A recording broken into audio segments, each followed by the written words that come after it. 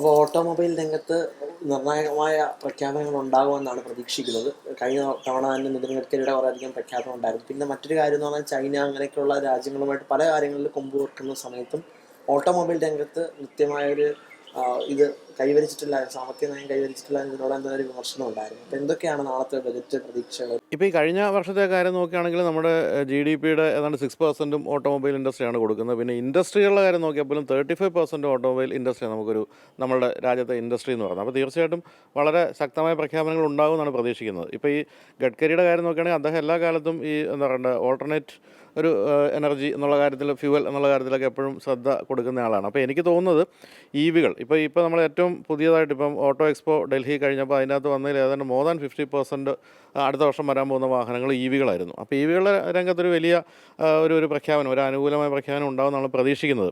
അപ്പോൾ അതിൽ പ്രധാനമായിട്ടും വരുന്നത് EVകളുടെ കാര്യം മാത്രമല്ല. EVകളുടെ ഇപ്പോൾ തന്നെ ടാക്സ് വളരെ കുറവാണ്. ചില സംസ്ഥാനങ്ങളിൽ ടാക്സ് പൂർണ്ണമായിട്ട് ഒഴിവാക്കിയിട്ടുണ്ട്.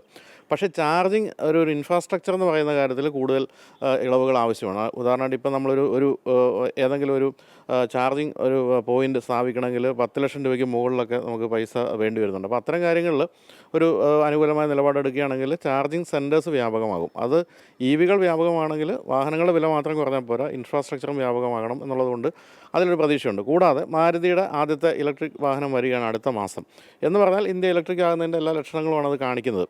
അതൊരു കാര്യം. രണ്ടാമത് GSTയുടെ കാര്യത്തിൽ 28% ആണ് ഇപ്പോൾ GST ഉള്ളത് വാഹനങ്ങളുടെ കാര്യത്തിൽ. അതൊരു 18% ആകും എന്നൊരു അഭ്യൂഹം ഇങ്ങനെ നിലവിലുണ്ട്.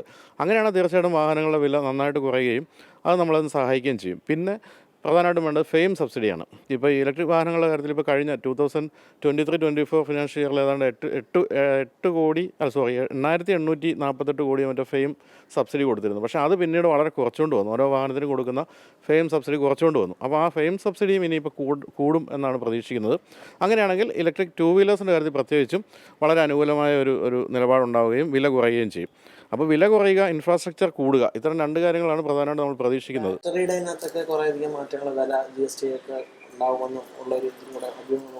ബാറ്ററിയുടെ കാര്യത്തിൽ പ്രശ്നം എന്താ വെച്ചാൽ ബാറ്ററിയുടെ സെല്ലുകൾ ഇപ്പോഴും ഇന്ത്യ നിർമ്മിക്കുന്നില്ല. ഇപ്പോഴും അത് ചൈനയിൽ നിന്നാണ് സെല്ലുകൾ പ്രധാനമായിട്ടും വരുന്നത്. അപ്പോൾ അതിലെത്രത്തോളം ഗവൺമെൻറ് നിലപാടെടുക്കാൻ പറ്റുമെന്ന് അറിഞ്ഞുകൂടാ, അനുകൂലമായ നിലപാട്. കാരണം എന്തായാലും അത് ഇമ്പോർട്ട് ചെയ്ത് വരുന്നതാണ്. പക്ഷേ ഇന്ത്യയിലിപ്പോൾ 3-4 വമ്പൻ പ്ലാന്റുകൾ ഇപ്പം അടുത്ത വർഷത്തോടുകൂടിയൊക്കെ കമ്മീഷൻ ചെയ്യുമെന്ന് കേൾക്കുന്നു, ബാറ്ററി നിർമ്മിക്കുന്ന പ്ലാന്റുകൾ. അങ്ങനെയാണെങ്കിൽ അതിലും അനുകൂലമായ നിലപാട് ഉണ്ടായേക്കാം. പക്ഷേ എനിക്ക് തോന്നുന്നു ബാറ്ററിയുടെ വിലയേക്കാൾ ഉപരി ഗവൺമെൻറ്റിൻ്റെ നികുതികളാണ് ഇപ്പം ഈ വാഹനങ്ങളുടെ വില കൂട്ടിക്കൊണ്ടിരിക്കുന്നത്. അതിലാണ് നമുക്കൊരു കുറവ് വരുത്തേണ്ടത്.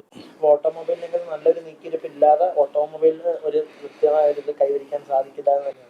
തീർച്ചയായിട്ടും. ഇപ്പോഴത്തെ ഒരു വില വെച്ച് നോക്കുകയാണെങ്കിൽ നമുക്കിപ്പോൾ അത്യാവശ്യം നല്ല റേഞ്ചുള്ള ഒരു ഇലക്ട്രിക് വാഹനത്തിന് ഇപ്പോഴും 20 ലക്ഷം രൂപയോളം വിലയുള്ള ഒരു അവസ്ഥയാണുള്ളത്. അത് കുറഞ്ഞു വന്നാൽ മാത്രമേ സാധാരണക്കാരിലേക്ക് ഇലക്ട്രിക് വാഹനങ്ങൾ വരുള്ളൂ. അതോടൊപ്പം തന്നെ ഞാൻ ഈ പറഞ്ഞ ഇൻഫ്രാസ്ട്രക്ചറിൻ്റെ കാര്യത്തിലും അത് സ്ഥാപിക്കുന്നവരുടെ കാര്യത്തിൽ അവർക്കും കുറച്ച് വില കുറഞ്ഞ രീതിയിൽ സ്ഥാപിക്കാൻ പറ്റുന്നൊരവസ്ഥ കൂടി വരണം. ഇതെല്ലാം കൂടെ വന്നു കഴിഞ്ഞാൽ എനിക്ക് തോന്നുന്നു 2026 കൂടിയൊക്കെ ഇന്ത്യ ഏതാണ്ട് 70% ഇലക്ട്രിക് ആകാനുള്ള സാധ്യതയുണ്ട്.